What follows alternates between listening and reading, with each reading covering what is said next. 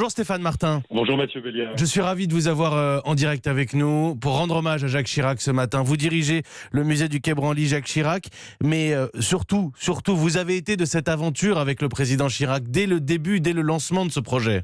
Oui, c'est un projet qu'il a lancé tout de suite après avoir été élu à son premier mandat et un mois, je crois, après son élection, il a appelé le ministre de la Culture avec lequel je travaillais, qui était Philippe Douste-Blazy.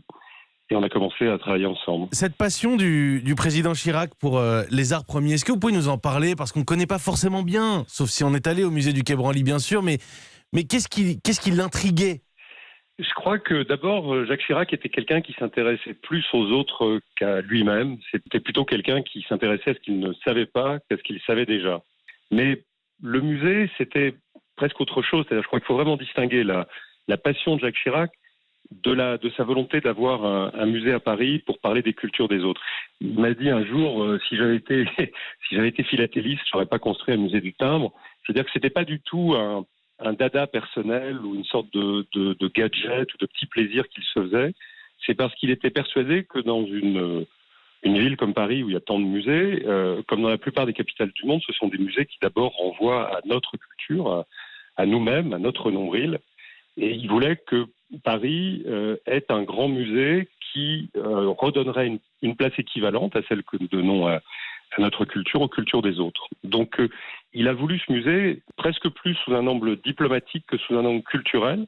Ça n'empêchait pas d'avoir une relation passionnée avec ces objets, de venir souvent les voir et de les aimer, de les toucher. C'était un homme vraiment passionné. Les aimer, les toucher, il savait aussi en parler, Stéphane Martin, et vous avez dû avoir des conversations passionnantes sur ces œuvres d'art avec le président Chirac. Oui, il aimait beaucoup l'érudition, il lisait beaucoup et il connaissait beaucoup de choses. Alors, ses passions ont évolué au fil des années. Quand j'ai fait sa connaissance, il était surtout tourné vers l'Afrique, puis il s'est après beaucoup intéressé au monde inuit, à l'Amérique.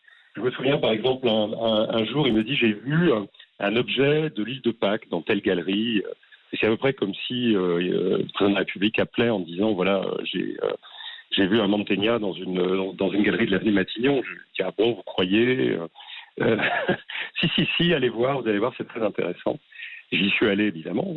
Et l'objet était une rareté, enfin, un homme-oiseau de l'île de Pâques. Il est en ce moment exposé au Quai Branly. On a une exposition sur les acquisitions du musée Jacques Chirac proprement dit, c'est-à-dire les acquisitions qu'on a commencées en 98. Et il y a cet homme-oiseau qu'on n'aurait vraisemblablement pas vu et pas acheté si Chirac ne l'avait pas remarqué lui-même. Pour terminer, Stéphane Martin, est-ce qu'il y avait un objet en particulier qu'il affectionnait au musée du Quai Branly, un objet fétiche qui n'est peut-être pas exposé d'ailleurs et dont vous avez la connaissance? Il aimait particulièrement une grande statue du Mali qu'il a fait acheter par AXA à la suite de beaucoup de coups de téléphone, qui est une pièce essentielle et surtout c'est une pièce du 11e, entre le 11e et le 13e siècle, si vous voulez, presque contemporaine de Notre-Dame.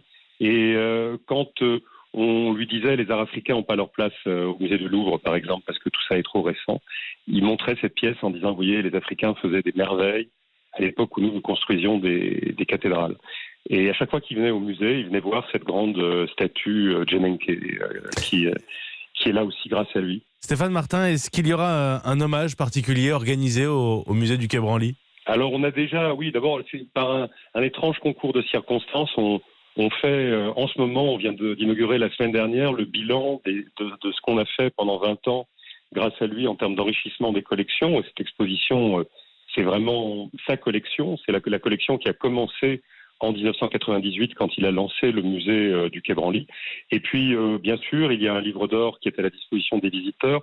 Le musée et cette exposition seront accessibles gratuitement pendant, je crois, une dizaine de jours, en tout cas le temps que les gens qui veuillent rendre hommage au président puissent le faire. Et puis, bien sûr, de laisser le témoignage qui soigne. Les images du président sont partout au musée, les drapeaux sont en berne. Enfin, c'est vraiment très émouvant pour les équipes. Merci Stéphane Martin. Merci à vous Mathieu Béliard, au revoir. Merci beaucoup d'avoir accordé quelques minutes aux auditeurs d'Europe 1 ce matin.